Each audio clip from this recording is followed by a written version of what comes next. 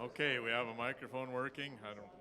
I'll get that ground rule out of the way right now. When we get going, we really want everybody to use these microphones if you have comments, because we're here to listen. And in this room, we can probably hear you, but we have people watching online, and we're recording this, so we can go back and watch it again and listen to everybody's thoughts. So we want you all to speak into the mic so that everybody knows what's going on. But thank you all very much for being here tonight. We sure appreciate it. I am John Grandy, president of the Montana Stockbrokers Association.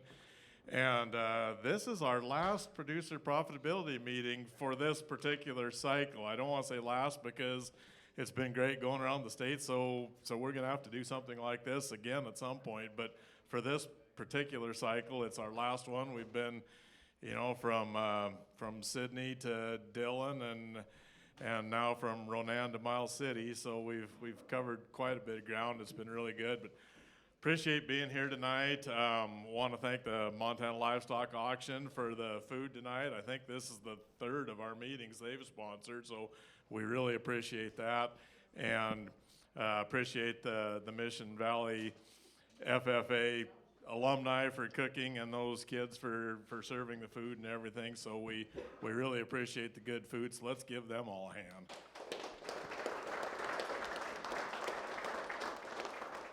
So this is all, well, maybe not all, but mostly all you're going to hear me talk tonight. I'm here to listen, and we've got other people to kind of run the show. So just a few quick introductions.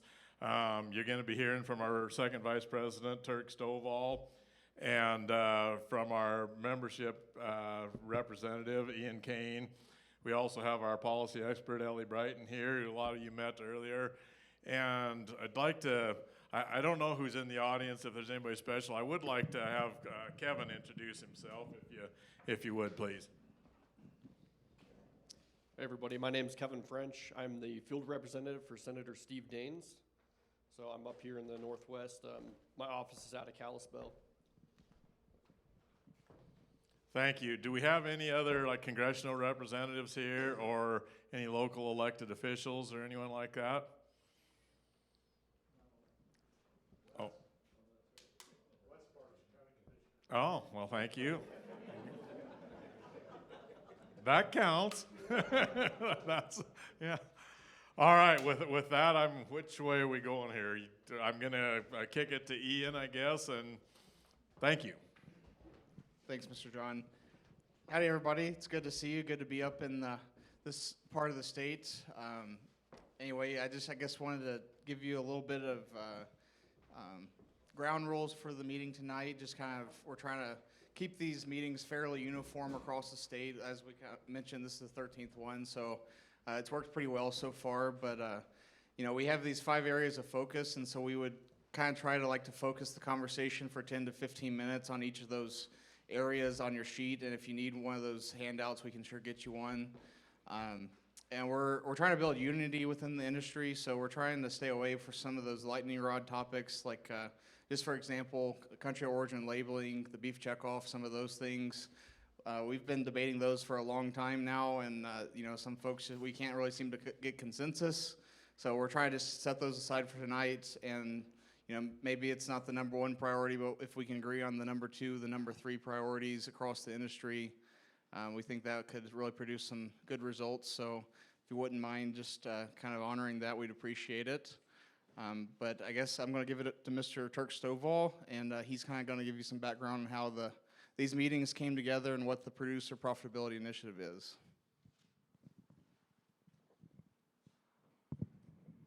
All right, thank you, Ian. Okay, just to make sure, did everybody get one of these handouts? We're gonna utilize this this evening, and then I'm gonna give you a little bit of background and why we're here and what we're trying to get, consensus on and feedback on. But then if you just turn to page 2 right now, just to give you a little heads up, I'm gonna be handing it over to Ian here in a little bit, and you're gonna go to this website, and the one thing you're going to find out about tonight is this meeting's really actually all about you guys. And so we're here to actually get your feedback. And so our whole system of what we've done here for the last 3 months is really a format to try to engage thought and really start develop some ideas. And so what's been really awesome about this whole system is one person might have an idea and we share it, and then all of a sudden that will create another idea. And that's what we're really trying to get to, is we really want to try and get the voices from real Montana farmers and ranches to be able to help continue to influence policy, as well as to clearly show our representatives this is what really is going to make a difference here at home in Montana.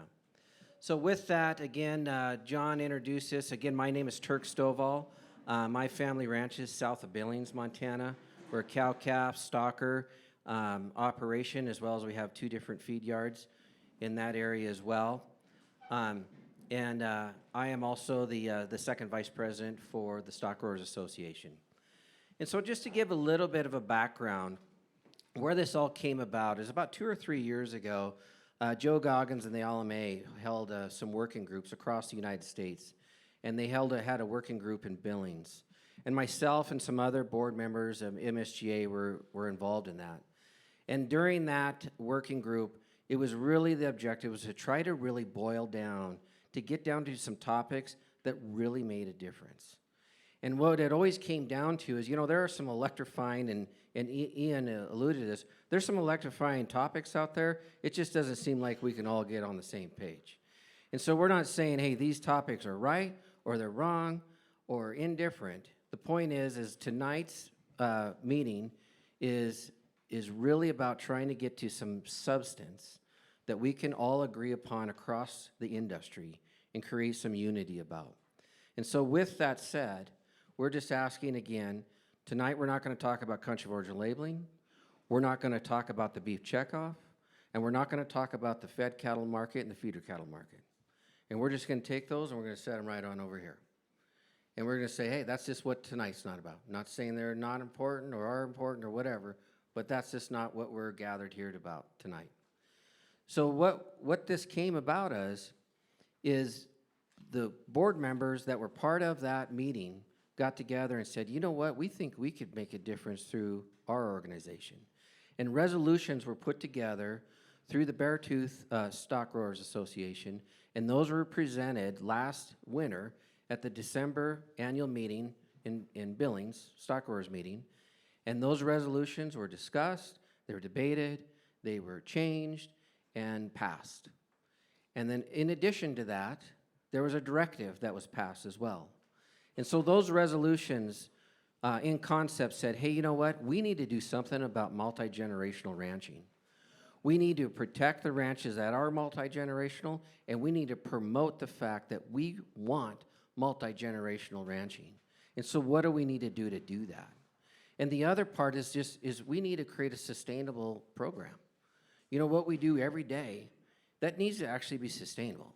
You need to be able to have a real life to do what you guys do every day and be attractive to the next generation to want to come and take over years of legacy, years of worry, and years of just blood, sweat, and tears to get you to where you're at today. The directive said, Board of Directors, we want you to create some unity in this state, and we want you to create some unity across the country and see if we can bring in all organizations to be able to at least concentrate on some topics that can really make a win for real Montana ranchers and farmers. And what is that? And that's what was really the background of why these listening sessions were put together. And so the only way we know how to be able to find out what is really of need and really what the solutions might be is to go across our state and actually ask real Montana farmers and ranchers, what is that? And so the format the team has put together here has been an effective format. And as Ian said, this is our 13th one. Probably by the time we're done here, including you guys, and we still have to find, we're going to have our final meetings at mid-year, but there will be nearly 1,000 producers just like you sitting in the seats that have participated in this and given the feedback. And so you are part of a greater good. And I just want you to know that. I want to encourage you throughout the evening to say something, to suggest something. This is an open mic. meaning we really want to know, and we're not saying we have all the answers, and that's why we're here. So with that said, I'm going to hand it back over to Ian, and turn to page 2. And Ian's going to walk you through this survey process. Now, what the fun thing is this is where you're interacting, and please do your best to be on the phone and get your answers in. So then, after this, we will follow up with emails back to you, and you'll see all of the answers. So sometimes the answers get pretty small on the screen. Ian will facilitate that. But what's been really interesting is just the differences and similarities across the state. You know, our state's pretty darn diverse. And you don't necessarily realize that until you really start getting and traveling the state and talking to, hey, ranchers just like yourself, but you're just in a different part of the state. And so that has been really powerful, and we'll share all that when we at the mid-year meetings in Miles City here in a couple weeks too. So with that, I'm going to hand it over to Ian, and I can't encourage you enough to participate, and just so you know, I'll pick on you a little bit tonight. So look forward to it. Go ahead, Ian. Yes, sir. Thanks, Turk.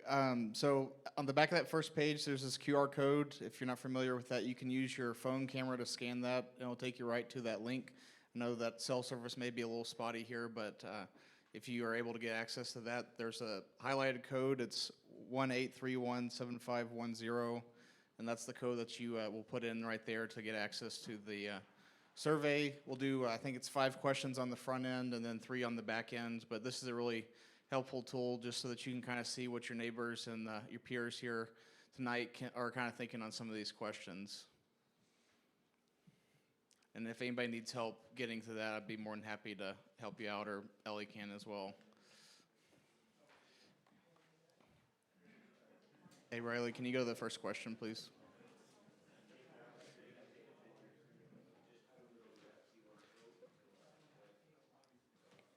So if you're able to get in, you should see this first question. When you think about producer profitability, what 3 words come to mind?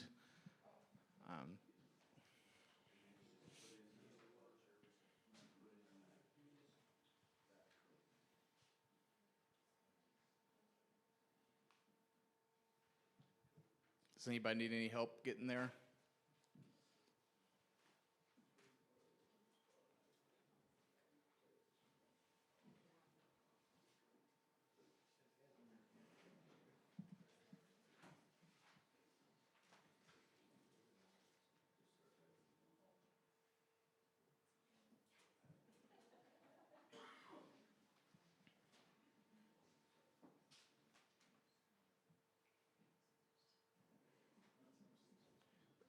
So just in case some of y'all can't see what's on the screen, some of the things that we have right now is weight, young producers, marketability, long-term costs, quality, retirement. And also, if you're not familiar with how a word cloud works, the more responses a certain word or query gets, the bigger it gets in the center there. So that can kind of give you a scale of how many people are saying the same thing.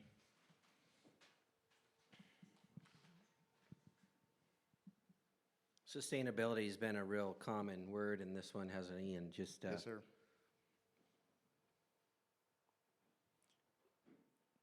Give you all about 5-10 more seconds to get your last thoughts in on that question.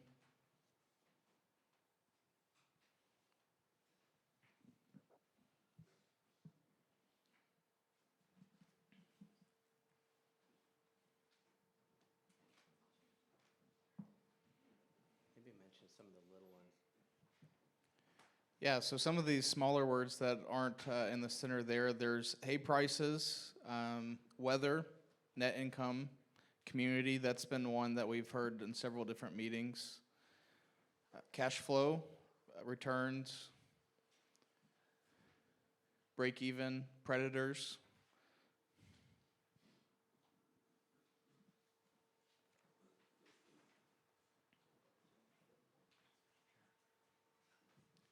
So this next question is, in 20 words or less, share with us the biggest challenges you face in your operations growth and success.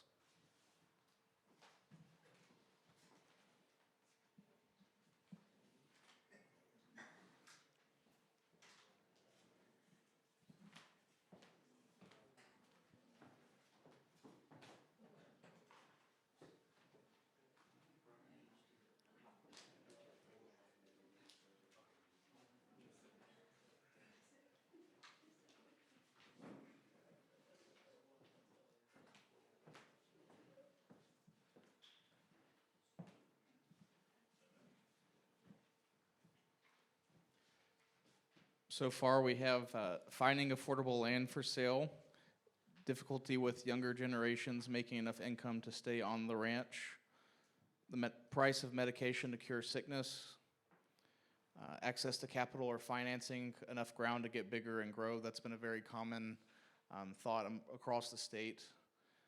Land costs, equipment, land price, lease, and availability. Fighting predators like wolves, or not having enough moisture to grow feed. Amount of labor required.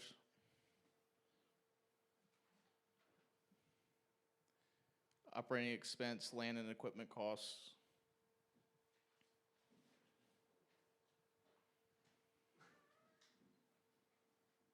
A lot of those would fit very well into some of these areas of focus, so we would love to hear thoughts on what ideas you have to maybe solve some or address some of those challenges.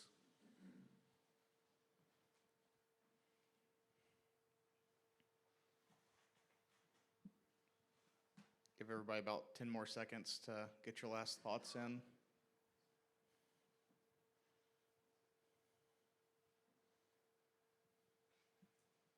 Interest rates has been a big topic.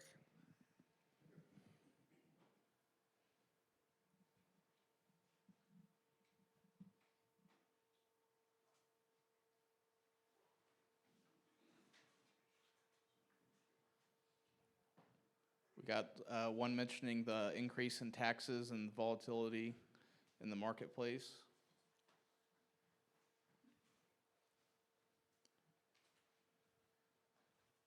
Riley, you can go to the next one, please. So this third question, in the last 10 years, what tools or programs have been the most beneficial to your operations profitability?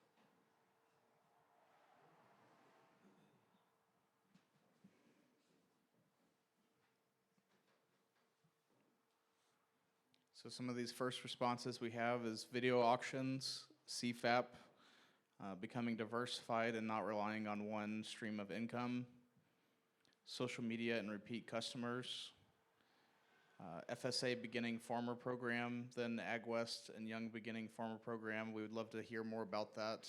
That's definitely been a popular conversation in our second focus area.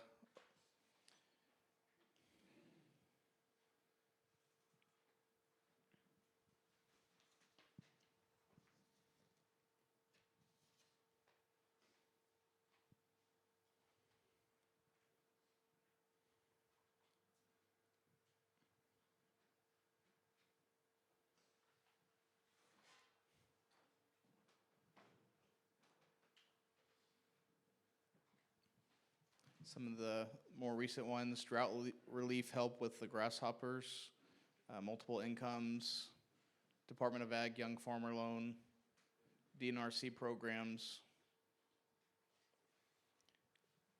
good banker, accountant, and lawyer. That's definitely one that we hear a lot, having a good relationship with some of those key folks for estate planning and some of those things. Give y'all about 5-10 more seconds on this one.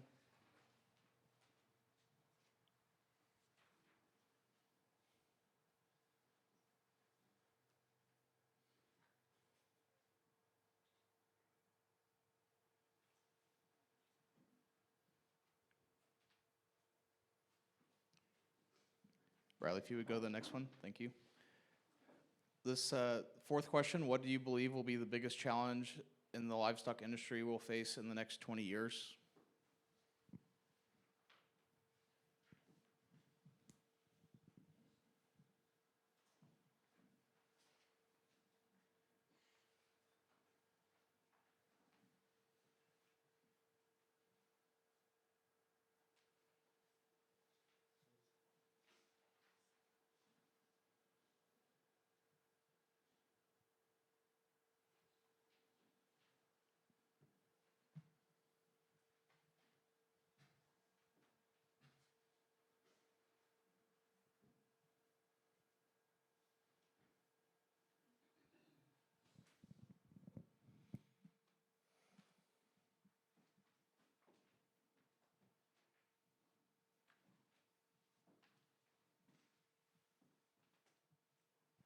Some of the responses we have so far for this question is access to land, labor, low sale prices, inflation, anti-ag organizations, average age of producers,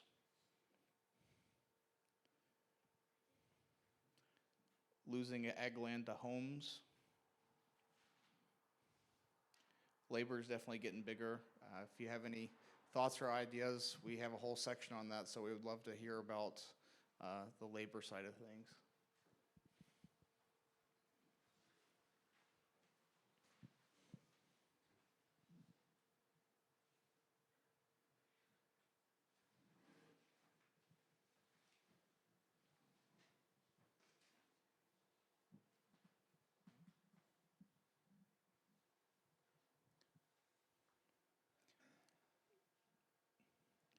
So it looks like the major responses for this question is labor, land, capital, access to land, and inflation are kind of the front runners here. Give you all about 5 more seconds for this one.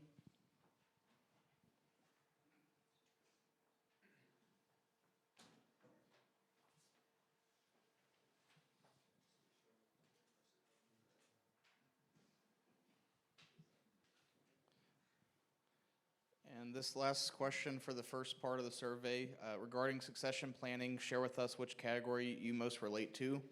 And so these categories are, I am a young producer who is entering the business or operate into an operation. I do not have a succession plan. I'm in the process of finalizing a succession plan. I have a succession plan. This is not applicable to me, and then I plan to exit the livestock industry.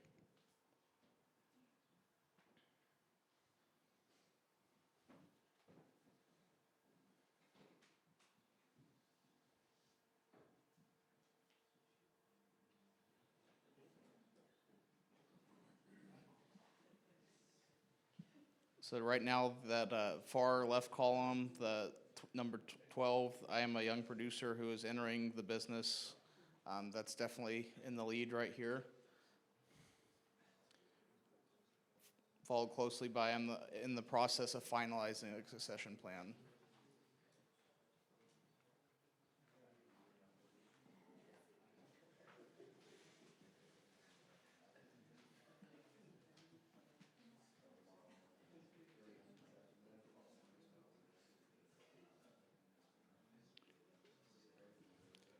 I am happy to see that so far nobody's said that they're planning to exit the industry, so that's good news. Give y'all 5 more seconds on that one.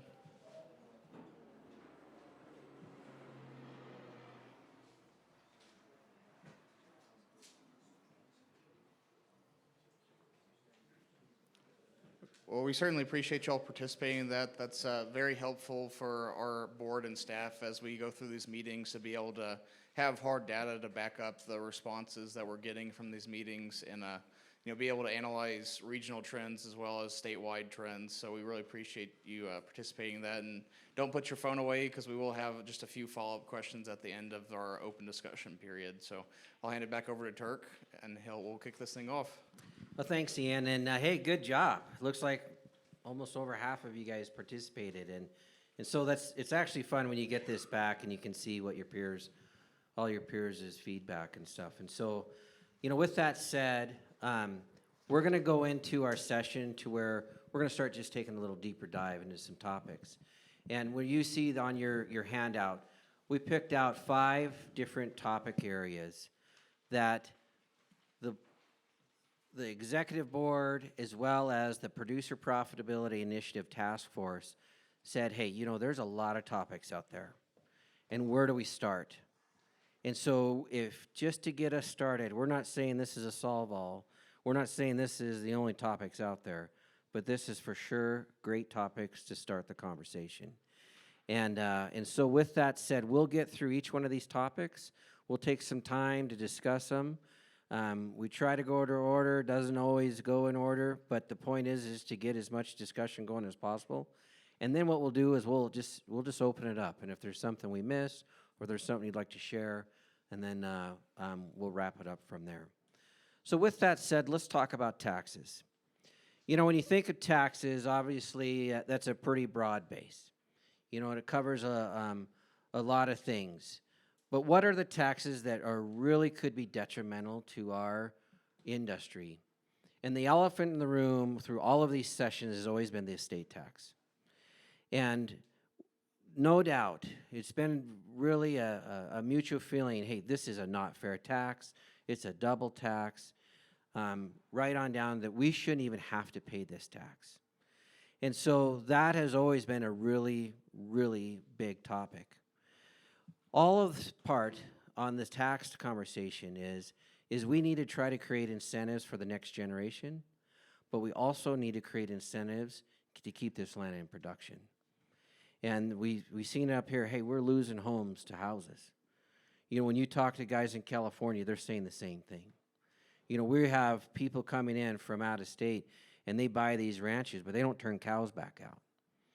You know, so our state is changing.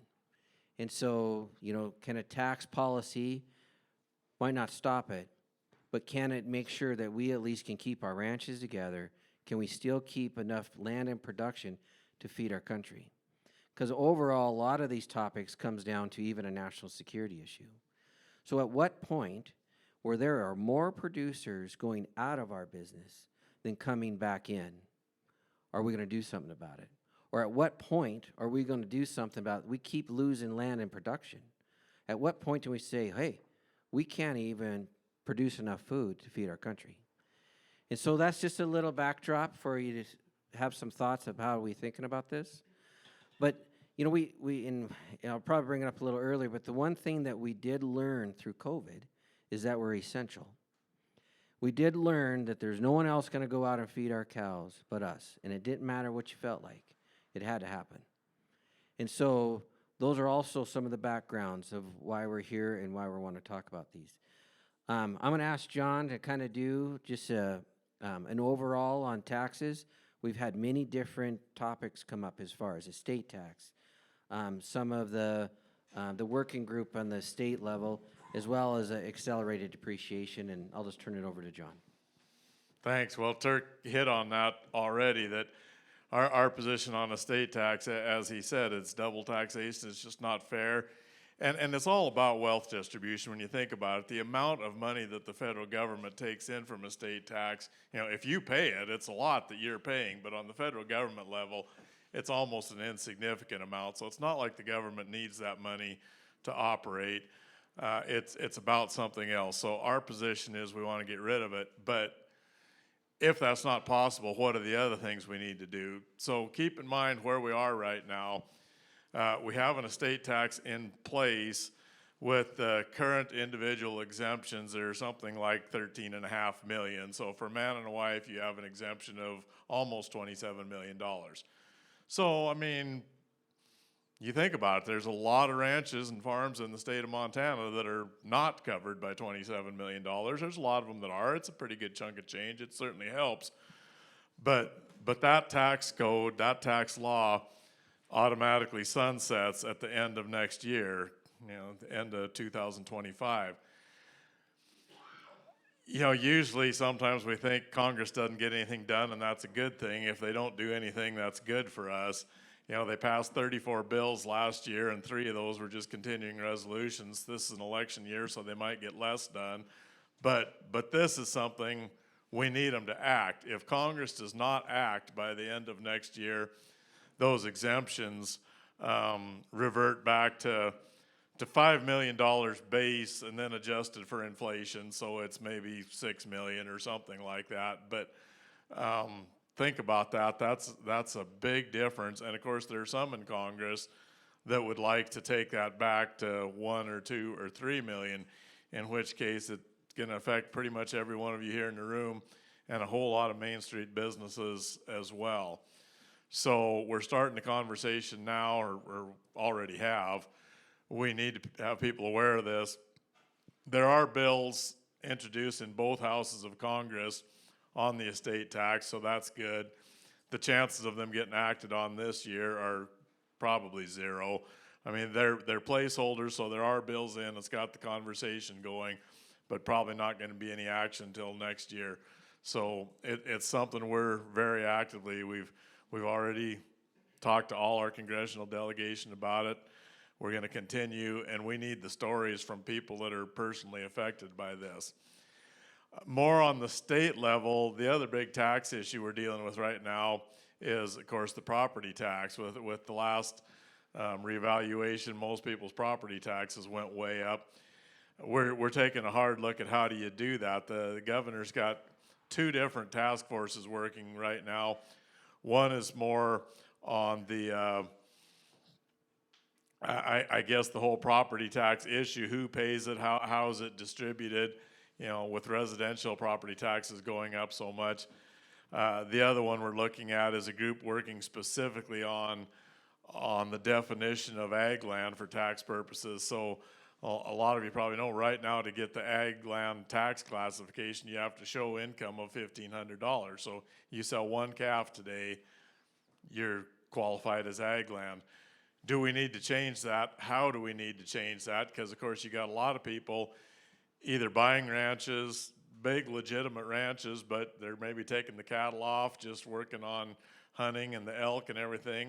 They become more of a recreational property than a productive ag land. Or the people buying smaller acreages to build their nice house and everything, but they've, you know, they can run a cow out back or have a few fruit trees or something and they can make the ag exemption. So do we need to change that definition? Like I say, that task force is working right now. John Lewis represents the Montana Stock Growers on that task force. Cindy Johnson is representing the Montana Farm Bureau on that task force. They're gonna have some draft legislation out probably fairly soon.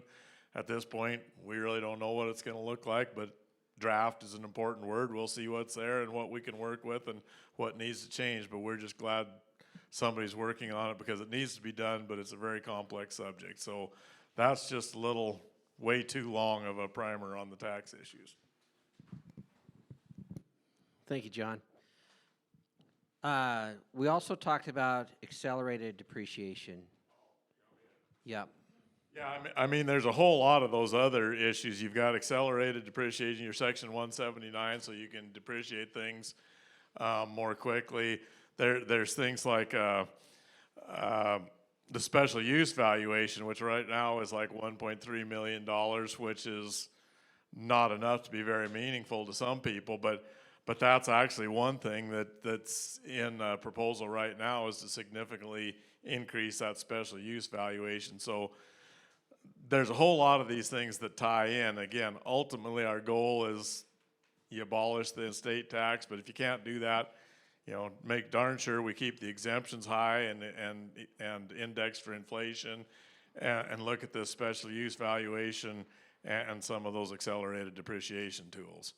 I still probably forgot one.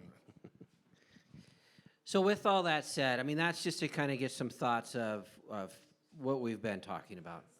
You know, if there are some other tax things that need to come forward, I mean, this would definitely be the time to talk about it. You know, when we talk about, hey, we just don't agree that these ranches or any type of land or family lands that have been in food production should be exposed to the death tax. So is that a reality or not? You know, I'd have to say, John, when we met with Senator Daines, he made it clear. I mean, he wants to make sure there is no death tax. And, you know, is that a reality or not? I don't know. But that's for sure clearly where Senator Daines says. Now, if we had to compromise, there was some feedback at Glasgow that recommendation was, hey, if I want to will this land to my children, I don't think that we should be exempt from a death tax completely. With this caveat, that land has to be in production for at least 10 years. So meaning, hey, this generation passes away, it goes to the next generation. Obviously, that next generation owns it, and they can do anything they want to. But if they do not produce for for that full 10 years, there will be some estate tax liability, however the pro rata needs to look like. And is that reasonable? Incentivizes us giving it to the next generation. It also says, hey, maybe in a climate that we can't get that completely exempt, but this may be something we can ask for. And the other thing is, hey, the next generation has it, it's their decision. But at least they have a decision, right? At least they got the ball handed to them. And there's some sort of chance that they don't have a 40% liability against it.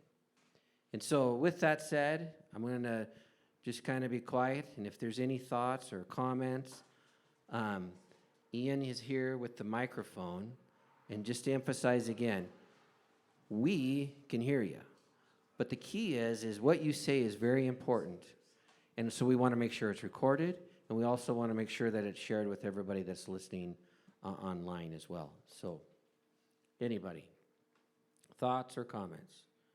Otherwise, I'm going to pick on Jody.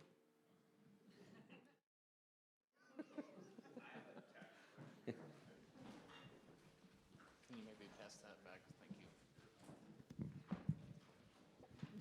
you. It's a little bit different topic, but you have it on here. I know a lot of producers don't have any kids who want to take it over, but they would like to see it stay in production, and most of them, that's their retirement plan. I've heard in the past they were trying to get exemption from capital gains if they sold it to another young producer, so they get some retirement money, the land stays in production. Is there anything going forward or planned on anything of that sort? You know, that definitely has come up. So meaning, hey, I want to sell, I want to take my ranch and give it to another young couple or another. Not give it, maybe even sell it, but they get tax, Yep. special tax consequences for selling it to another producer instead of a housing developer. Yep. 'Cause And so there has been that scenario, and I shouldn't say give, but work with a younger or just say a new or a different, it's not their children, right? So then they would say, well, I don't want to have these huge tax consequences, you know, and so it's even capital gains and maybe more than that, because we really want to sell that to them at production value, to where they even have a chance to be able to pay with it with a cow, or even remotely close. So definitely has come up. And John, you have some thoughts on that? Well, just that it's not a hypothetical. You know, we both know a couple that have done exactly this. They found a young couple in their community. They sold the ranch, this couple, at below fair market value, so something that they'd give them a chance to buy in. But that below fair market value is still above their cost basis. So the couple that's doing it, trying to do the right thing to keep the land in production, give young people a start, they take a hit by selling the land at below full market value. They take a second hit because even though they sold it below full market value, they're still paying capital gains taxes. So is there a way to address that? I don't know, but as Turk said, it's been discussed. It's something we're going to continue to look at. Good, very good point. And then we didn't get your name. Trevor. Trevor Motishka. Okay, thank you, Trevor. Anybody else?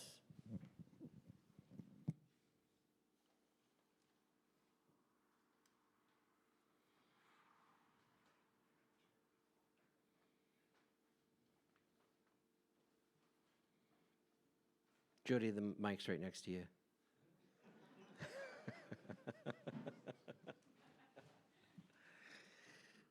So, you know, and we, and we'll talk about this, the mentorship towards the end, but it still comes down to what type of tax policies do we need to not only incentivize a seller and a willing buyer.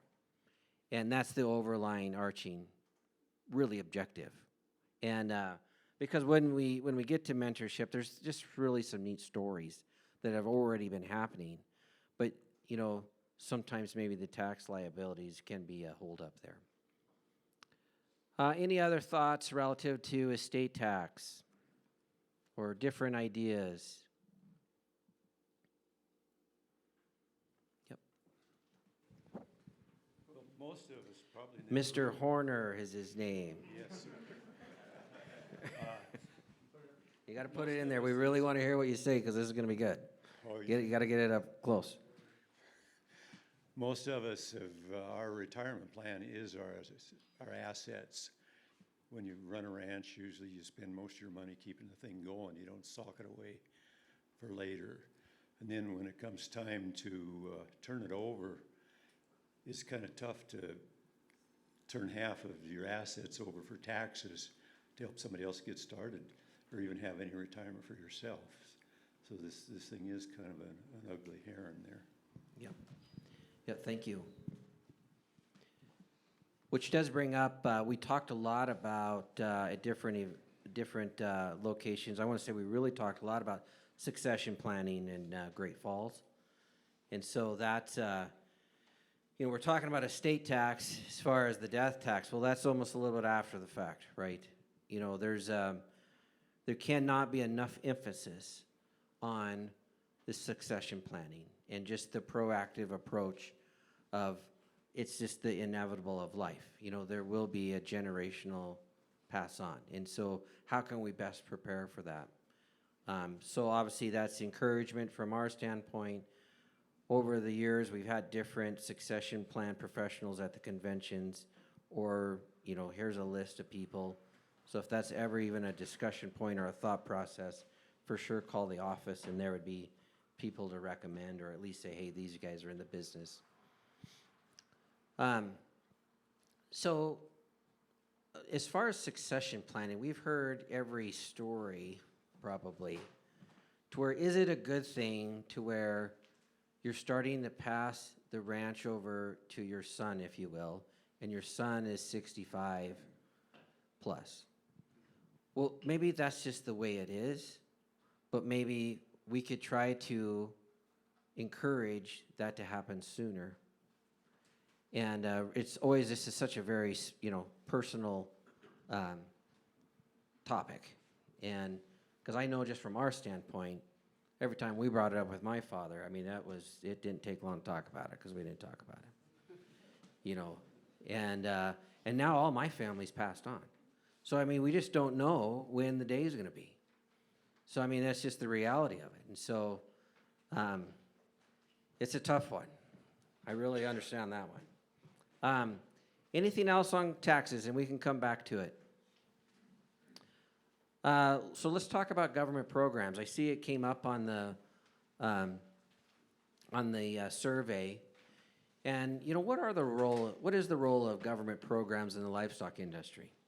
We have everything from, I absolutely do not want the government involved in the livestock industry at all, to the point that when we were in that working group, we definitely had some guys stand up, I do not want any of the government involved in my, in the livestock world. And then someone said, all right, everybody here, raise your hand if you cashed your COVID check.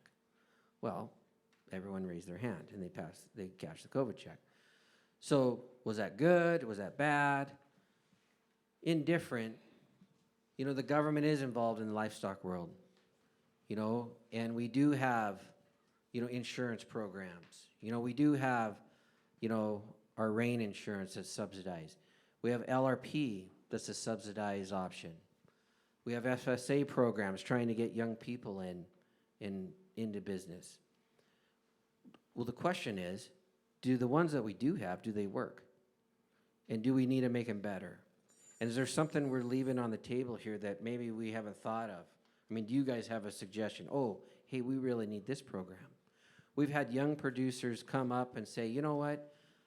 These FSA programs give me just enough money to hang myself. Or we've also had young producers come up and say, you know what? He felt the fact that it was easier for him to go buy some equipment and go rent some farm ground and get in the business of farming than if he wanted to go out and buy some bred heifers and lease some ground. And he equated it back to a lot of the farm programs. So when you look at the farm programs, that's being proposed or is going to be teed up here in a couple weeks from the Farm Bill, you measure the farm programs in the billions. You measure the livestock programs in the hundreds of millions. So should those be equal? Well, I don't know if we're suggesting that, but there's for sure a big disparity in there. And so the point is the people who like to talk about this, we are all bidding on the same land. We are all going to talk to the same banker. And so sometimes that does make a difference then. So should there be a base to grazing land?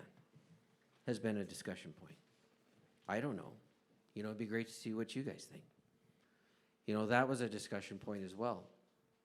But if we go back through the tools that we have today, who uses the rain insurance? Anybody out here? Like in Eastern Montana, big deal. And that's been a big tool.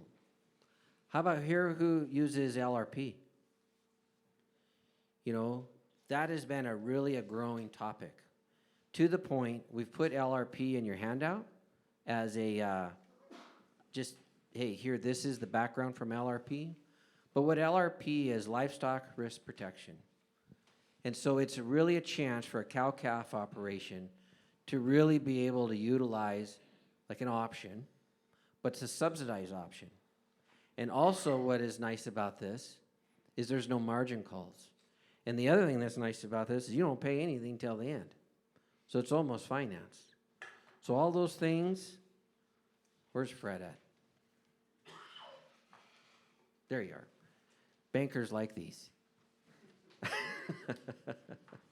And so it's definitely something you want to make yourself aware of. You want to learn about it and just see if it's something that works for you.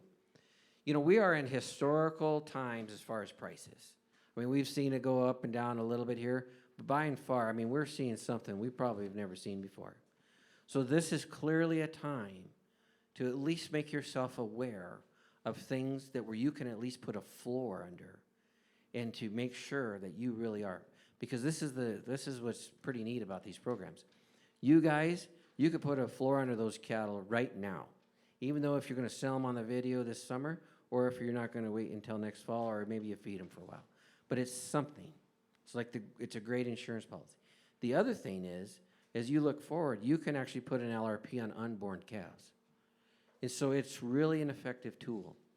To the point, in stock growers' resolutions that were passed last December in Billings at the convention, is the membership said, hey, we want you to look at, hey, should that subsidy maybe be increased to try to give a young producer more of an advantage, to make it just a little bit more competitive.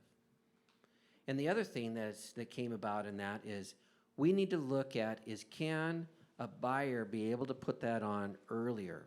So for me, where we have 2 feed yards and we buy cattle, so if we were gonna buy cattle out of this valley off one of the videos, whichever video it is, in one of the June or July sales, I wanna be able to put LRP on the second that I say, yes, I want those cattle.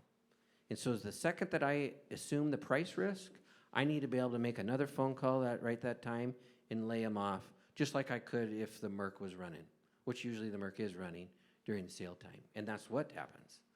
But if I can do it even with a subsidized put, that could even make me more competitive there, in which would come back to be a positive effect on feeder calf prices. So definitely, if you want to know more about it, we would love it. We can talk about more about it. I know John knows a little bit about it, and I know a little bit about it, at least to be dangerous. And we for sure know a lot of agents that are involved in this whole process that we'd be more than happy to, get you guys, if, whatever information you need. So let's talk about yep. Yeah.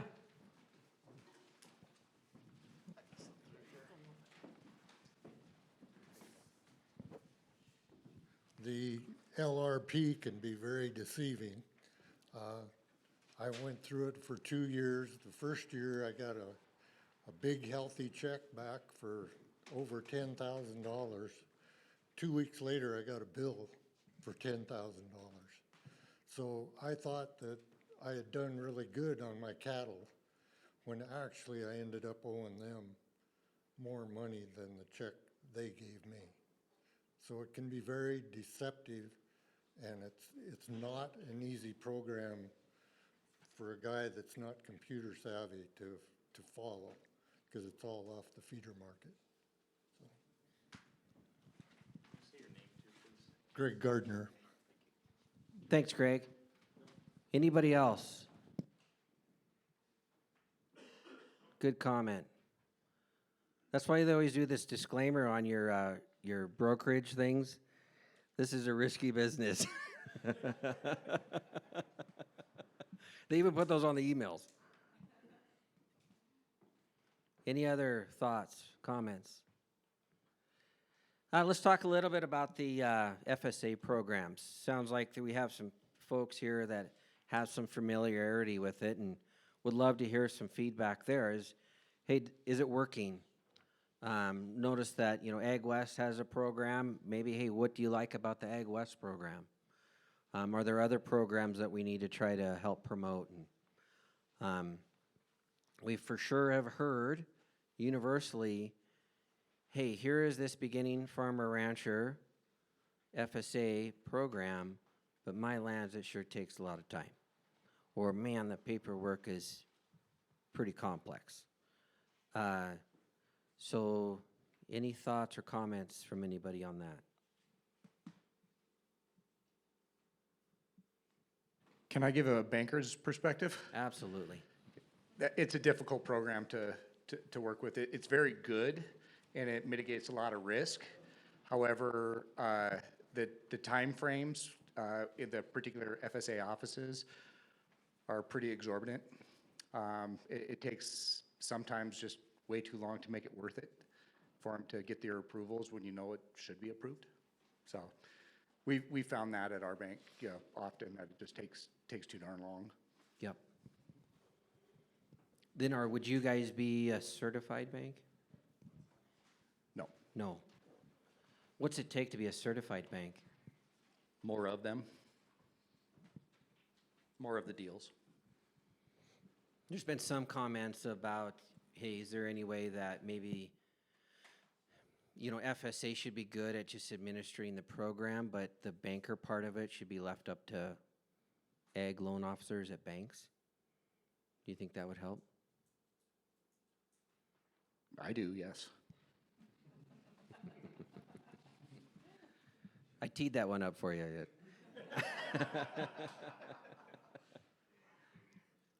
Good. Anybody else? Any other thoughts? How about some younger producers that maybe have used it or want to use it?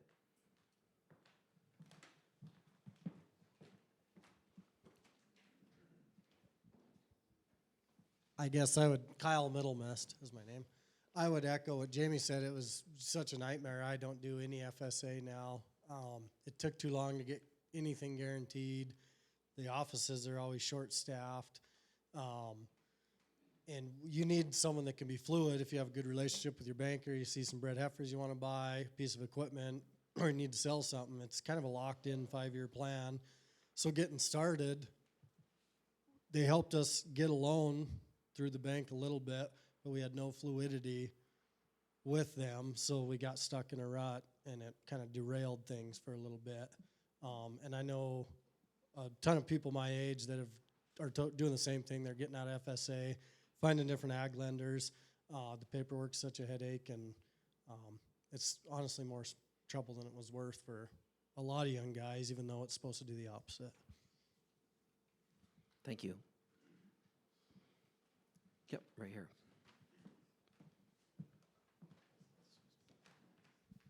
I'd be in the same camp as Kyle. We are grateful for the FSA. Sir, we need your name. Oh, Nick Corville. Grateful for the FSA, but the first year into it, the next year they said we're too cashed up. We got to go find someone else, but we're still required to fill out the same paperwork so they can deny it so we can go to the other bank every year. So it's just the frustrating side of that, I think. And then I had an Ag West comment up there too. They stepped up, and one of the programs I think that's pretty successful for some other parts of it is I think it's AgWise, where you can take some classes with them or listen to one of their seminars at another conference, and you can use that as percentage points off of a land purchase or future purchases. So, I mean, they have some pretty cool things out there for young and beginning farmers. Great, thank you. Anybody else? Turk, I would just add that some of the comments we've heard from earlier meetings is that sometimes the years can be a little funky too, because if you're you got folks that are in the place and they give you some bred heifers or something when you're in high school and you get on the books, by the time you're in your mid-20s, you've hit that 10-year limit, and even though if you're only 23, 24, 25, and so I don't know if there's any thoughts on that or other ways to structure that, but we've had some folks say that, I was barely out of college and I was already disqualified from the young and beginning producer programs. Yep. Paul Gensler. I don't know if this is exactly on the same topic, but it's government programs, as far as the loans and that, but like some of the programs through NRCS for first-time farmers, beginning farmers, for maybe some of these sprinkler systems and things that are available. Something that really bothers me is we've watched it happen here. Out-of-staters move in here, and they're first-time farmer. Well, guess what? They're taken away from the young people in this valley to get them pivot systems, or they're competing with them, and they're 60-year-old first-time farmer. And they came in here with money, but they're a first-time farmer. So there's a problem there. Yep. Good point.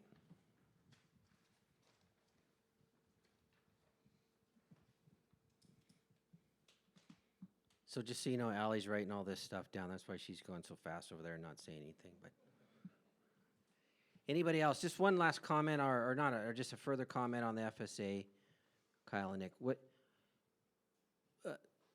It seems like 600,000 is that enough money? And if it's not enough money, what should it be? So there's or do you want to explain it? You probably explain it. You're the banker. Well, there's just limitations, to what you can provide in the program. So it used to, just a couple years ago, it was 300,000, then they doubled it, now it's 600,000 bucks. Is that a reasonable price now? And right now, my perspective is it's not, but my answer to that is the land prices are too damn high. I've been in it 20 years, or 24 years, I guess now, banking with ag and ag land. And when you're thinking about, well, the cheap side's $5,500 an acre. If you can find that, good luck. We're getting up closer to $10,000 an acre. That's ridiculous. For a beginning farmer to come into, makes no sense. No sense at all. But the $600,000 is trying to combat that, but that's just perpetuating the problem, in my opinion. Yep. The inflationary problem. Yep.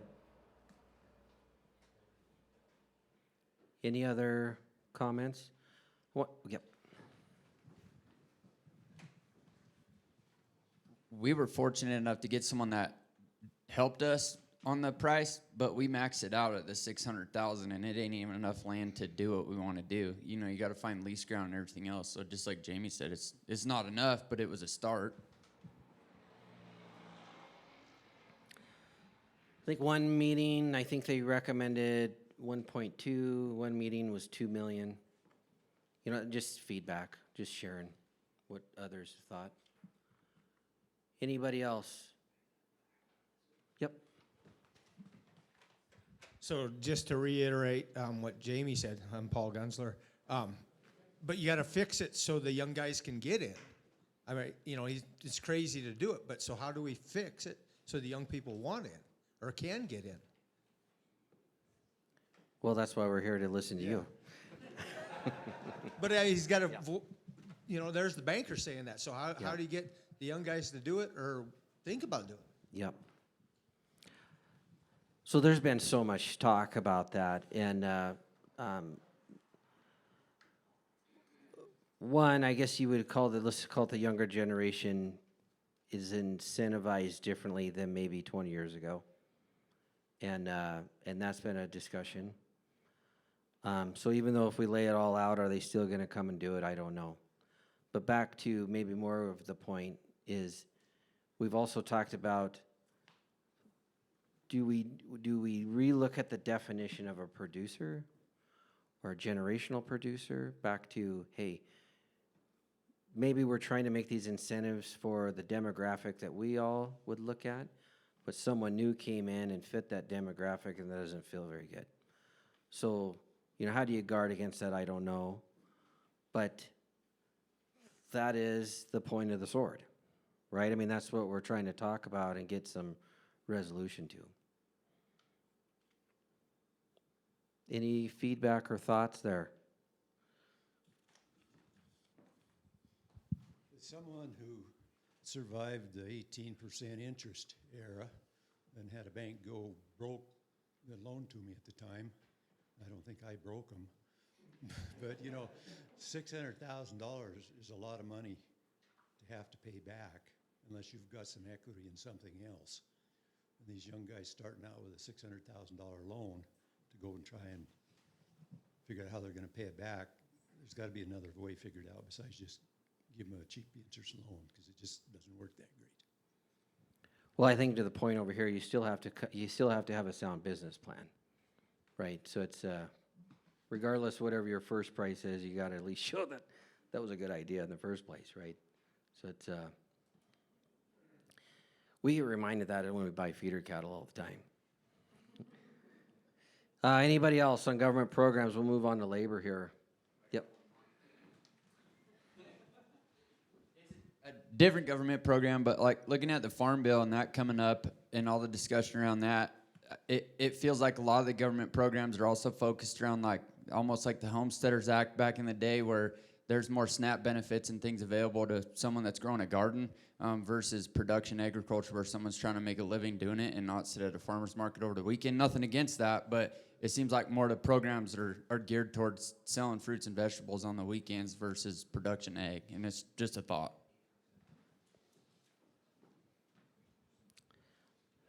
Especially as a percentage of business.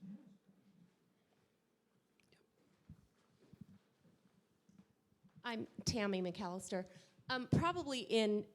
Maybe in a little bit of a disagreement with what Paul said about, sorry, Paul. Just because of the situation that we're in, so we actually manage a ranch, which might be the direction that more young producers are going to have to use to get into ranching. So if the new guy from out of state comes in with a lot of money to buy pivots, but he's employing the young family that wants to ranch, we don't want to completely cut that out. We've actually run into that with the ranch that we run. We don't qualify for anything. I mean, not us personally. We'd qualify for everything. But I can understand that you look at the big picture and you think, well, that guy has an unlimited amount of money, but only a portion of it's being put towards ag production. So it kind of makes everything not black and white. And if that's the direction that it's going to get agriculture into this area, we don't want to completely shut out that opportunity to bring those businesses in, if that makes sense. Sure. Good feedback. And I actually don't think that was a disagreement. That was just a different perspective. So we want to take in all perspectives right now. So thank you very much. Any other perspectives out there? Thank you. And we can always come back to these topics here, but let's talk a little bit labor. It's definitely no doubt every time you probably talk to your neighbor or anyone else in this business, you're going to talk about, man, I can't find any help, or geez, I just getting worn out here. I'm burning on both ends. And, and what is the answer? We in some places you talked about, well, I can't have any more kids, and, that's my labor force, and I can't get no one wants to come out this far to work. And so what is the answer? So what has happened for sure, it's been going on, but I would have to say it has really accelerated since COVID, would be the H-2A programs and just bringing in immigrant workers. And like our family, we utilize 11 South Africans, and those are all H-2A. And then we have 4 TN visa Mexican. They're actually veterinarians in Mexico, but you know that degree doesn't mean anything here. But they're on our health crews and our feed yards, and they are great. You know, and the one thing I can for sure tell you is they know that animal is not supposed to die. And so sometimes you get a little bit discouraged with today's cowboy, where you know they might be more worried about what they look like and what horse they're riding, or they're riding a horse for someone else and he's going to be in the next sale, or the ranch rodeo, and they're not necessarily too worried about your cattle. So that's not saying that I'm even a little bit miffed about it all, but it's just tough. And so are these H-2A programs or these TM programs, are they a tool? You know, so the one is to make you aware, and then if you're already utilizing them, what do we need to do to make it better? And so we've had a lot of discussion on that. You know, that, you know, those programs were built off of row crops, you know, off the coast from the south, and, you know, that's for seasonal labor. So they, at max, they can only work for you for 10 months. And then they have to work for someone else. They can only be in the United States for no more than 3 years, like continuously. And then they have to do what they call a reset. So they have to go back to their home country at least for 90 consecutive days. And then they're reset and they can come back to the United States for another 3 years. So I'll leave it open to that. There's a lot to talk about there. If there's any feedback or thoughts on that. We definitely talked about that when we were in DC. Just after that, the House, the Congress had a working group that came out with recommendations to the H-2A program, with recommendations to get it to a 12-month out of the year program, as well as to look at the formula of how they're paid. So like for an example, Montana, you have to pay them at least $16.80 an hour. And so then each year there's a formula relative to inflation on how that stacks up. Well, the House recommended that we need to relook at this formula, because a lot of people that started with this program, their pay was substantially less than $16. But so any thoughts there?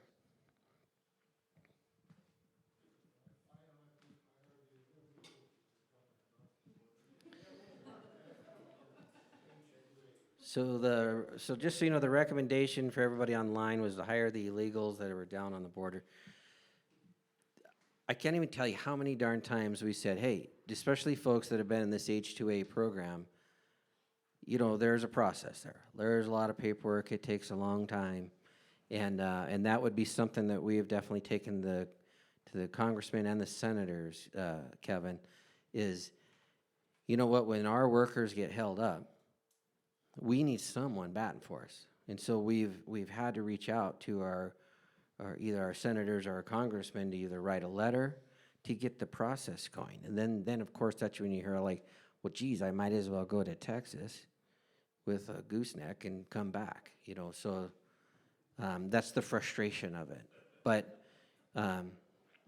another comment here in the middle.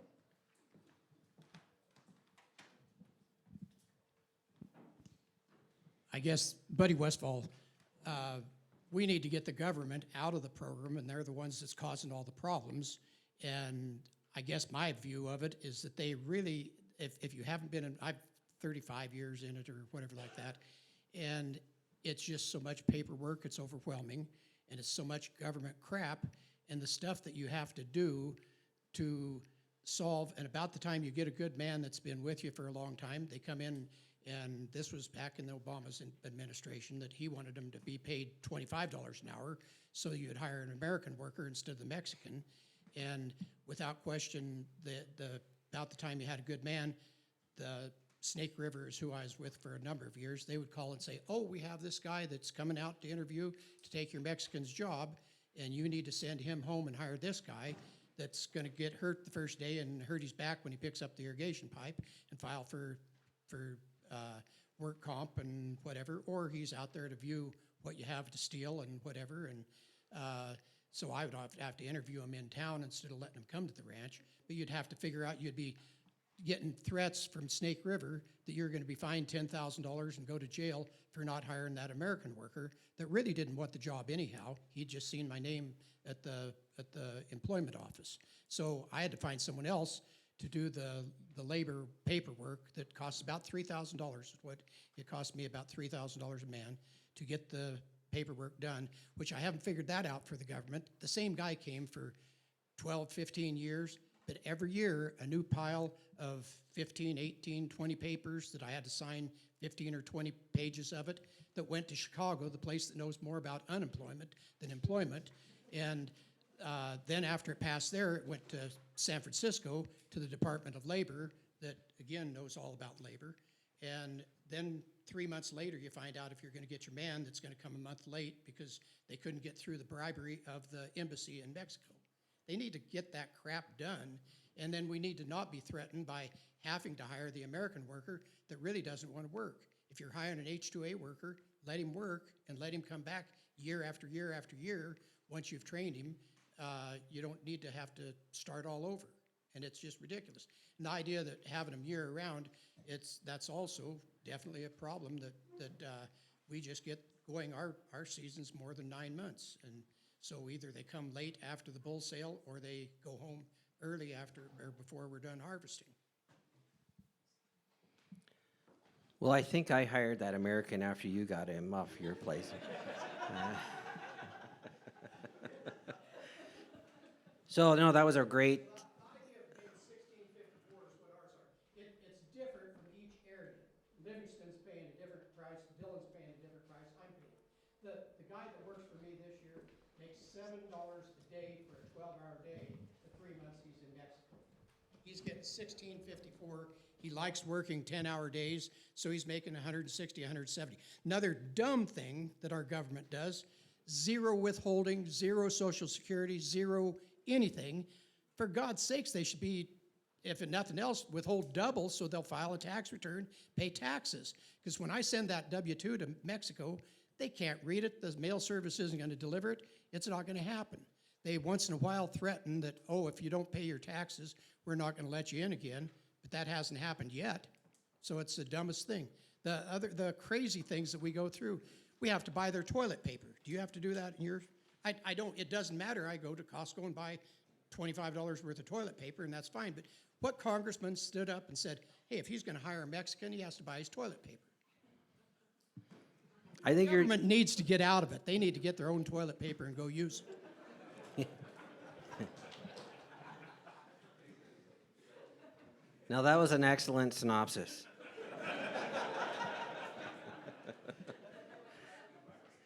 No, but you brought some great points up, and just so everyone understands it, is these programs were meant for seasonal peak.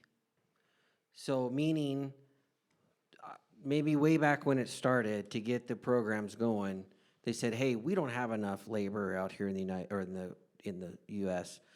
during the harvest time. And so this whole program is written for the employer, the American employer, to virtually prove that we can't get an American hired. So meaning, let's just say, well, in our state, we have 11 petitions for H-2A. So we have to advertise 11 jobs, specific jobs, and then we have to show that we didn't get anybody hired. Now, just so happens if someone comes along and we have the guy that we've had for a long time and he's qualified, we might have to get rid of a position. And so that gets tough because we all know when you make a relationship with someone and they like you and you like them and they know your system, and I mean, you did a lot to get to that point, and then all of a sudden, that's a tough pill to swallow. So meaning all of those details is what's being looked at. And so your feedback, spot on, don't be quiet, call stock roars, and I mean, are you following me? That is why we're here. And I do think we're gonna be effective on this because we've had a lot of good feedback that we can share. And there's no question that everyone knows if for sure production labor is tough. You know, in my opinion, it seems like, because we have farms as well, for me to go out and hire a guy to get in our $500,000 or $600,000 brand new John Deere tractor with the refrigerator in it and the satellite radio, you know, we could probably find some folks. But to get someone to go ride pins for you when it's 30 below and make sure that the water is not frozen and everything's working, and I don't want you to do that just today, but I need you to do it tomorrow and the next day. As a matter of fact, I need you to do it even more if we're calving and there's a storm. So, hey, that guy's pretty tough to find. And I'm not telling you guys anything you don't know. But that's, I mean, it's just the reality of it. We've also heard back from just different communities where, man, I do not want the H2A program to be the answer because I want young American couples to come into our community. And definitely have had great discussions with, you know, that perspective as well as employers, you know, saying, hey, I need this. To the point, like even when we were in Stevensville, we've had some producers say, if I lose my H2A workers, I'm done. I'm not gonna fight anymore. I'm gonna quit trying. So I mean, it's kind of the chicken and the egg. Meaning if we can't keep these operations going, they're not gonna be hiring any Americans because they're gonna be done. They just don't wanna fight it anymore. And so anyway, any thoughts or feedback? Other perspectives relative to labor, Ray always brings this up, is what kind of programs do we need to develop Americans? You know, what kind of programs should we try to help encourage or even promote or develop where maybe this is a young man or a young woman, maybe doesn't have any production experience at all, but they really are all about what you're doing. They're a great person, great everything else, but they just don't have any experience to that. What kind of programs are out there, or what do we need to do? Go ahead. So we're only about a week into it, so I don't know how good it's going to work out. But we landed a college kid from Bozeman Thomas, that showed up a little late. I found him online, and he wants to get into this industry, and he's willing to change pipe for us because he doesn't know enough about it to say no. But I think that I think that if we utilize our colleges, I mean, we have colleges all over the state with ag programs. You know, I hope this works out because I am more than happy to host a kid and get him into the industry and introduce him to what's going on and help pave the way for for what he wants to do. So, I mean, I've contacted the colleges a couple different times on internship programs and things like that, and they're developing them, but they haven't gone anywhere.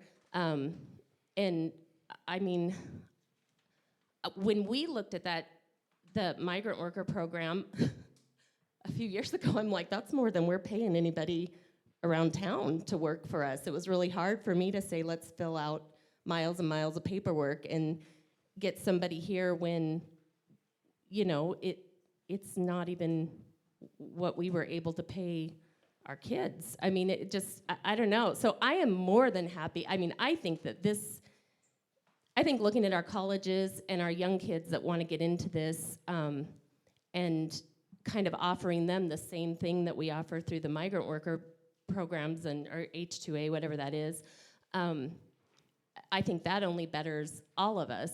And, you know, you go back to your young kids. I mean, we have them that age. I don't think I'd hire my own kids to save my life right now, so I'm banking on somebody else's.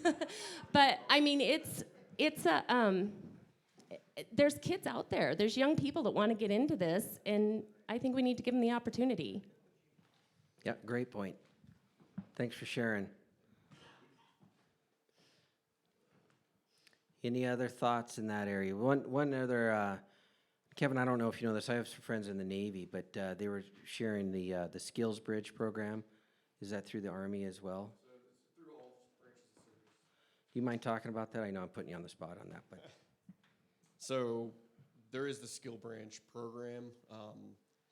I'm not 100% read into what all programs they offer, but on your way out of the military, you talk to them, you tell them what type of industry you'd like to get into, and they will put you in contact with somebody in that field to get you an internship or get you a program that'll help you get qualified to do that position. So I know they have it for farming. I'm not sure if they have it for ranching, but I mean, that's something that is definitely an option out there. yep. So let me regurgitate that back from the rancher's perspective here. So I can hire either internship or entry level person from the military, and correct me if I'm wrong, but the Department of Defense will pay their wages. Is that correct, for a brief amount of time? Yes. And what is that amount of time? I believe it's 6 months.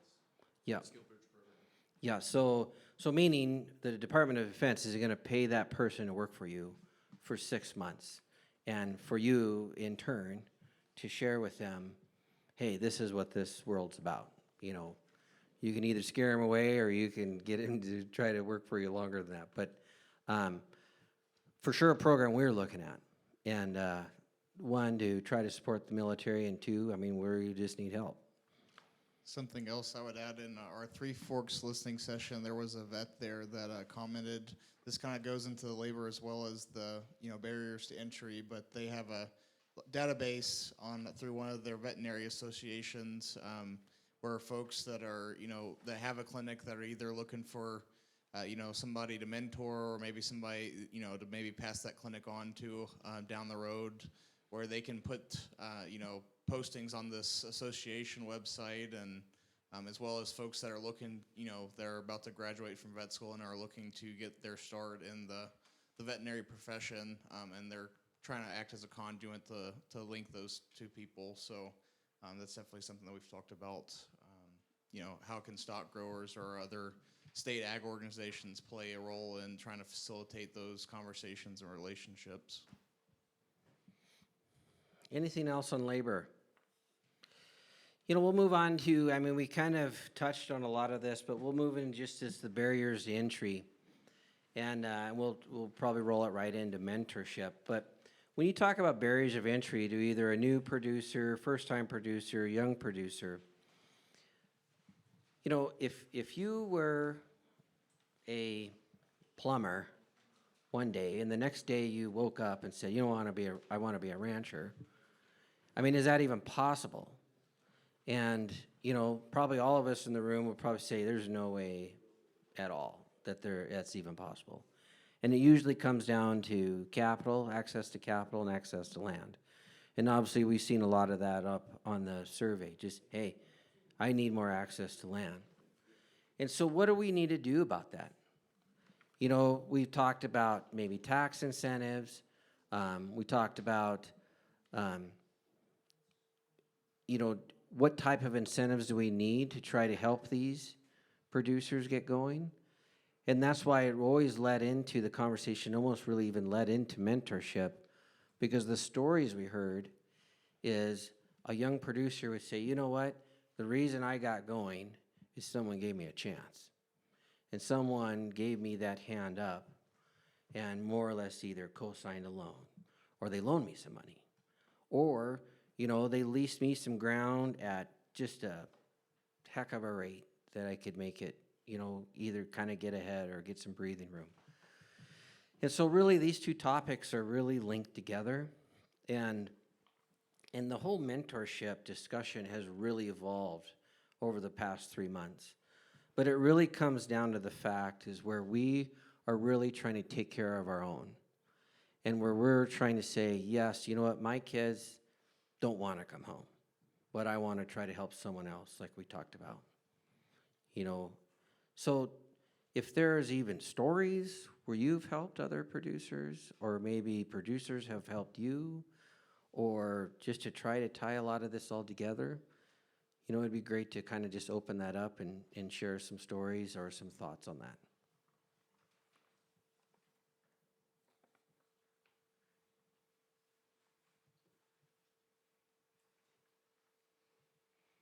I think we had, was it Glendive? We had, there was a couple, they didn't have any children, and they're working with a couple, and that's what they're doing. They're gonna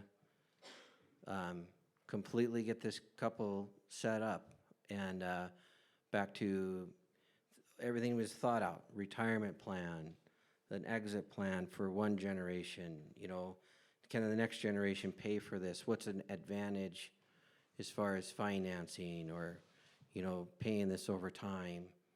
You know, maybe it's really favorable situations for at least enough to get enough equity in it to be able to go to a bank and say, hey, you know, I got a foothold in here. What would you do for me now?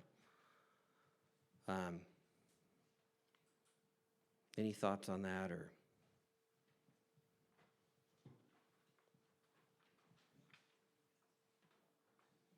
Had a scenario where one guy, one cattle trader loaned a couple, was it $500,000 to we'll go buy some cows.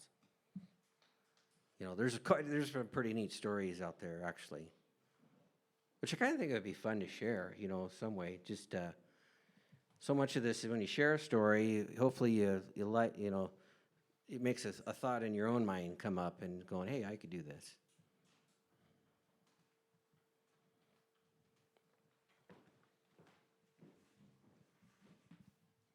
Richard Jackson. I'm with the Western Montana Stockman, past president. One thing I am proud of and what we have done to this topic is we've done the heifer program to where we donate heifers to, scholarship heifers to people that ask. And for example, my daughter right here, just like when I was 8 years old, my dad said it's time to get in the cattle business. And I did that with all three of my kids. So not only, so that would have been her second cow. Well, through the years, she's acquired and started her own herd. But if at different programs, and there's been some donors in here that have gone beyond, but can start and get kids motivated that way, people need to keep doing that. I just want to say that I'm very proud of our WMSA and what we have accomplished in the last few years. Now, on a different note, my twin girls just graduated Bozeman on Saturday or Friday. One is going to be an RN. She has a job anywhere she wants to go, registered nurse.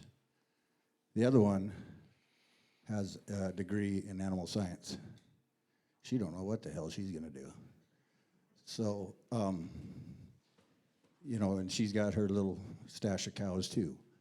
So we need to concentrate on egg, or we're going to be in a world of hurt.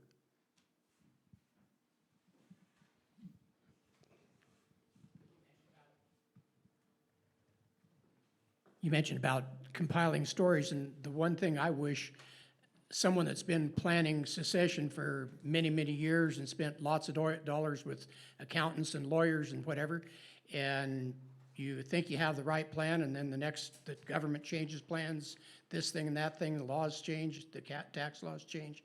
You find out your plan isn't worth anything, and it's going to be still the same problem you've been into. And I'd sure love to hear the plan of someone that knows all the stuff, because every lawyer has a different idea.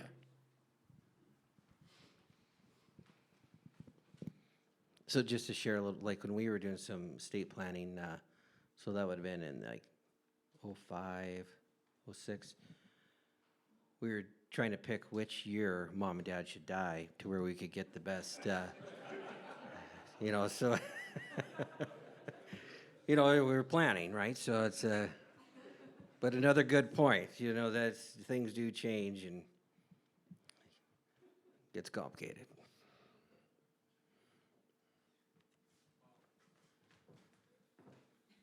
This isn't necessarily pertinent, but to that point, not only that, but we almost lost a generation of experts to work with, because as the estate tax was phasing out to, was it 10 or 11, whichever year it went away, you know, the people studying accounting, the lawyers going to law school, nobody was studying estate planning, because why? The estate tax is going away, you don't need it. So all the people that have good expertise, I shouldn't say all, but a lot of the people with a lot of expertise in this stuff are the 65, 70-year-olds that are retiring, and now there's some 30, 35-year-olds fresh out of law school or accounting school or whatever, but there's a chunk in the middle of those people aren't there, just for exactly the reason you said.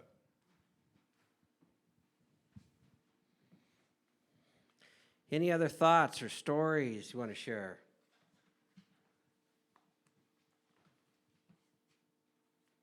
Jody, you still haven't said anything yet tonight, did?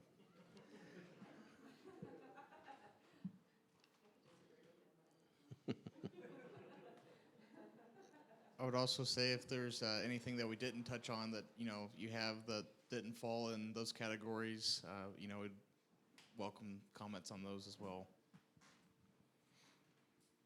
You know, we kind of talked about it earlier, and this is just kind of in summary, but, you know, what do we do? I mean, just, I guess, posing the question back, you know, for us to try to create some sort of incentives for this land to continue in production. I mean, is that a tax, a policy?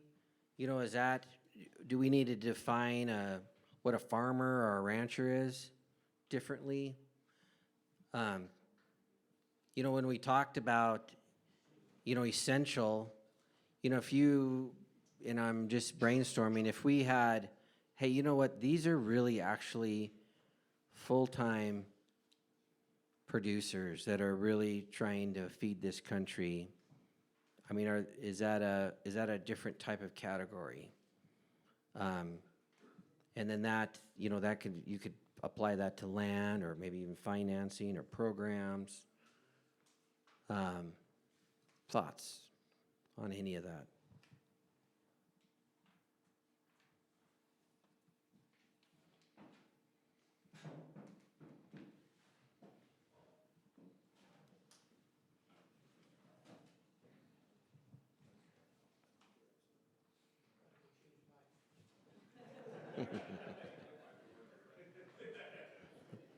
Or how about any of the H-2A or labor stuff? Anything there? Any other thoughts? Okay. Yep. Paul Gunsler. So in our area, there's some of this ag conservation units been being purchased or done. So as stock growers, or how do we support more of that to make it more tax incentive? So it's going to be an ag for perpetuity. So that's promoting ag forever. But the funds that the person gets from that, how can we protect the producers that are getting that funds from maybe paying additional taxes, or, you know, they got a tax program, but it's not that great reduction. But that's promoting ag for perpetuity, whether it's cattle or production of ag.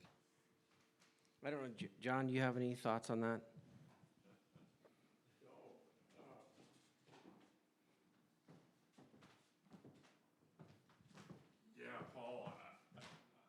I don't really. It's something we'd have to look at, because the whole conservation easement thing is a little bit of a tricky issue, because, you know, we have people that really don't like the idea of conservation easements. You're selling off a portion of your property, right? And yet we have a lot of stockgrower members also that are using them because they do aid in generational transfer or avoiding taxes or a lot of things. But to that specific issue, I think we just have to look into that more. I sure don't I don't have an answer for you tonight, but it's worth talking about. And just to add to that, so we just had, I mean, there was a little bit of discussion on maybe the same concept as a conservation easement, but it'd be more of a production easement. And this doesn't exist. This is the concept of, that easement, this land is meant for food production. And it needs to be at least 90% of the value or whatever it needs to come back from a production system. And is that even possible or not? I don't know. But are you following me? There's a lot of good ideas. And that's where we're going to try to get those summarized. Great point. Yep, in the back there.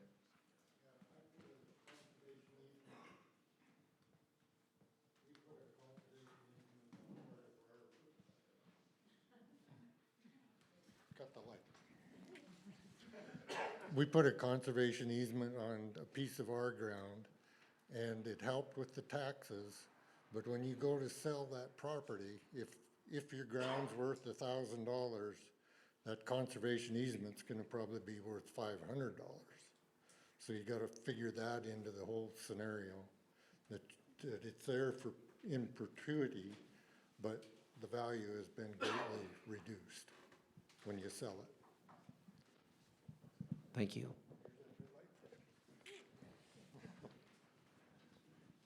Any other thoughts?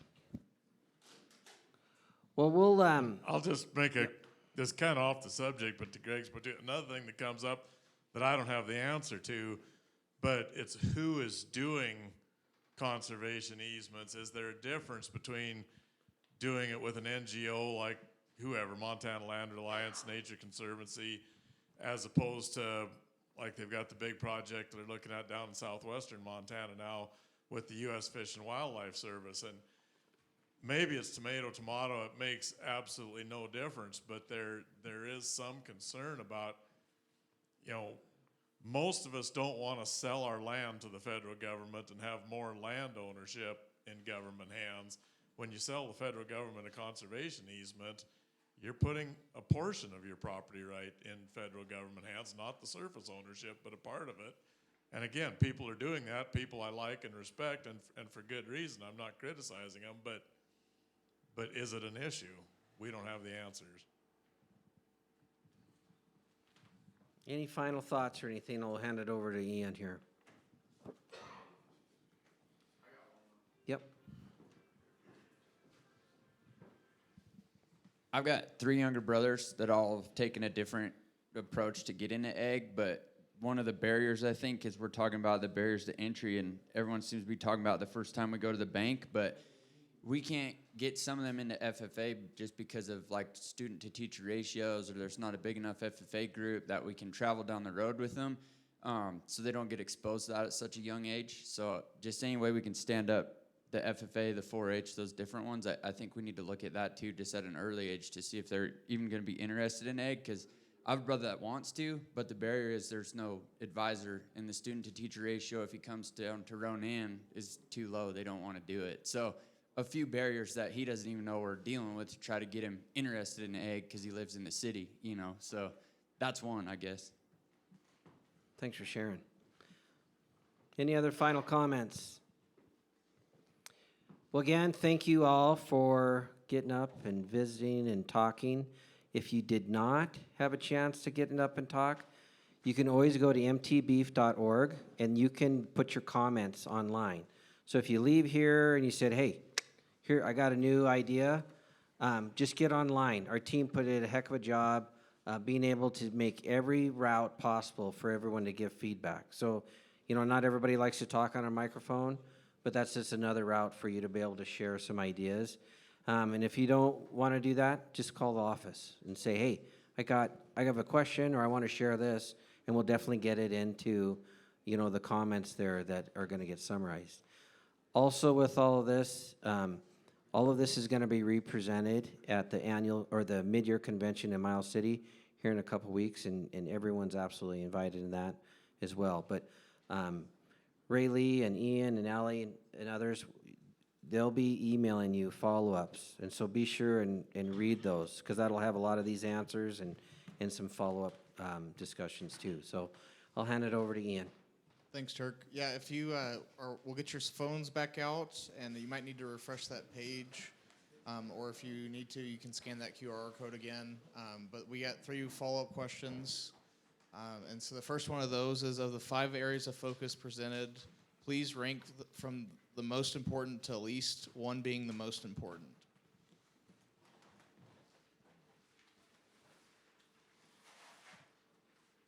And if you're not sure what those 5 areas are, they're on that front page of your packet, so.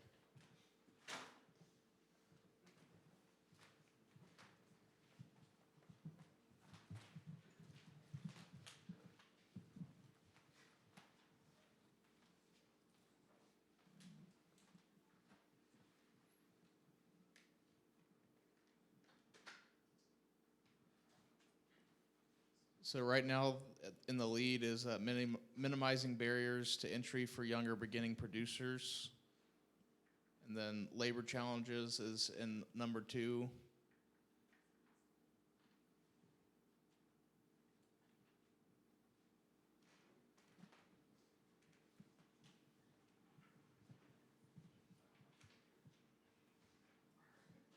Give you all 5 or 10 more seconds to get your final thoughts on that ranking.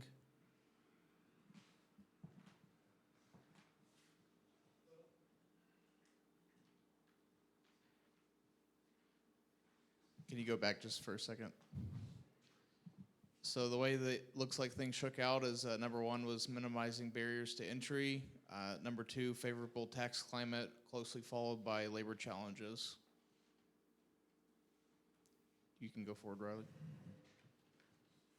So the next question is, what topic from tonight's discussion did you find most valuable?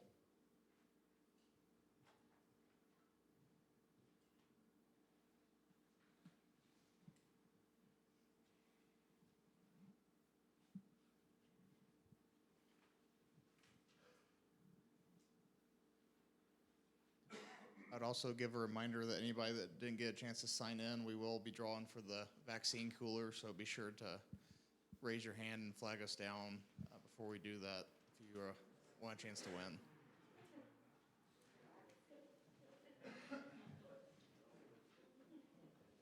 So some of the responses so far is tax climate, labor, help with ag land classification, improving government programs, mentorship,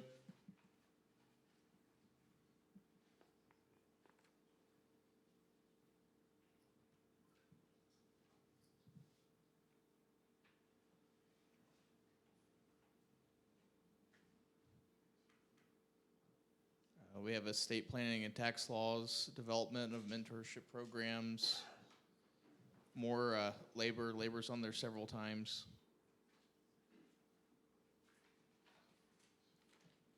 Give you all 5, 10 more seconds.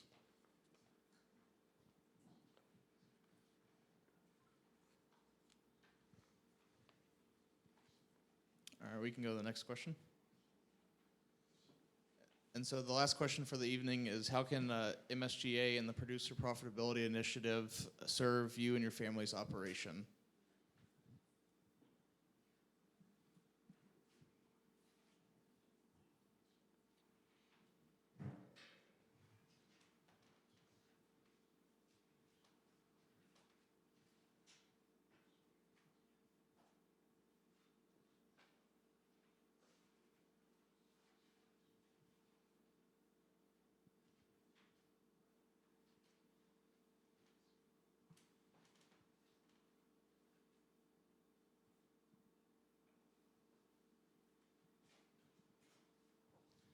Just quickly, we talked about this, but we didn't spend a lot of time on it. First response there, help with agricultural land classification. You know, again, we've got John and Cindy and people working on that task force. If anybody has any specific ideas, they would really welcome the input. So you can get directly with them. You can call Turk or I or the office, and we'll pass the word along. But anybody has ideas on that, we'd sure like to hear them.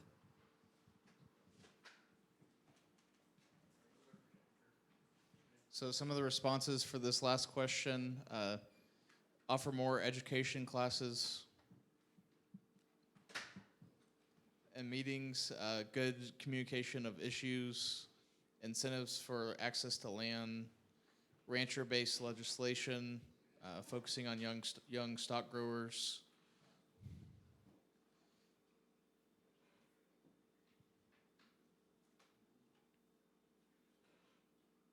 Helping gather different options available of, what's working and what's not working for a variety of folks.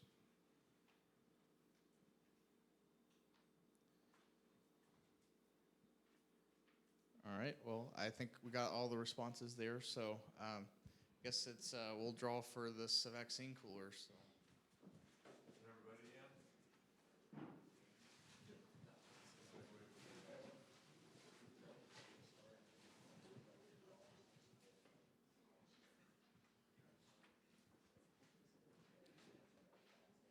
Looks like we have Jody. All right.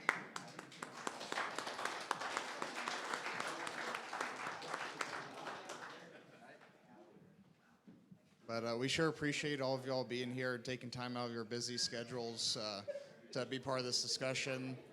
If you, as we've said, we want to hear feedback from you. So anyway, we appreciate it and have a good night. Everybody get home safe. So just some final comments here before everyone gets too rowdy. So the last question on all these sessions is now what? And, we've gone through a big effort to go across the state. Probably by the time our convention's over, we'll talk with over 1,000 producers, just like we're doing with you. And so a lot of this will be compiled and really try to get summarized. And so just to share, like here about 4 weeks ago, John is the president, Leslie, our first vice president, me as second vice president, our executive director, Rayleigh Honeycutt, all went to Washington, D.C. And we already started to share these stories and the feedback from the exact audience from across the state. And as they are finding out what we're doing and how many producers involved, I promise you they are listening.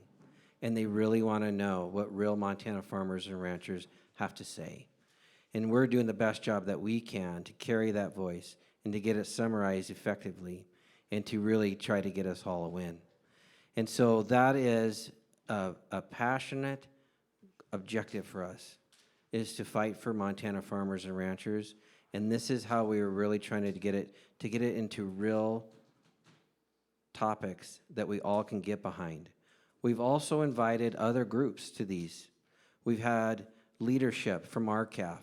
We've had leadership from U.S. Cattlemen's, Montana Farmers Union, Farm Bureau. We've had Montana Cattlemen's. And so we're really trying to reach across the industry and say, hey, how can we work together? And whatever topics that maybe us as organizations say, hey, this is what we think the #1 project is, or this, no one says, no, this is the #1 project. Let's just put that aside, and let's all at least pick on some topics that we can really get across the finish line. Because the worst thing we can do is to go into Senator Daines' office and say, hey, this is what we want, but then another Montana organization comes in, says they represent the cattle industry, and they have a different topic. I mean, we cannot confuse our elected politicians. And so we need to have a united voice. And so that is why we are let's get the real Montana farmers and ranchers' voice heard. Let's summarize it and then bring all the organizations together. So we've also worked with other states and they are looking at our process right now. And actually Alabama, their Stockmen's Association, is going to do the exact same thing that we've done here in Montana across their state. And so what we feel like is we are trying to build a coalition and try to get everybody on the same page, so then we all can go to Washington, D.C. with the same message. And we think it's vital for the importance of our entire country. And so there again, we really appreciate everybody's feedback, your participation. This is only the beginning, and this is just the start. And so we really want you to be interactive as you get the emails. We want you to be interactive with stock growers. We also say, hey, you know what, obviously we're here as stock growers, but there are other organizations out there, and what we do ask for everyone to do is just be involved and make sure that you're informed. and just get the best information you can out there so you can make a good decision. And so with that, thank you from me. And John, do you have any final thoughts as well? I was just going to say the same thing. This is the first step, but we need to have everybody stay involved after this. So we would like every one of you to be a Montana Stock Growers member. There's a lot of really good stock grower members in the room here. I see some really good Farm Bureau members in the room here. We appreciate that. Just to echo what Turk says, stay involved. Join Stock Growers, join Farm Bureau, join some organization, and keep involved with what's going on. Yep. Thank you very much.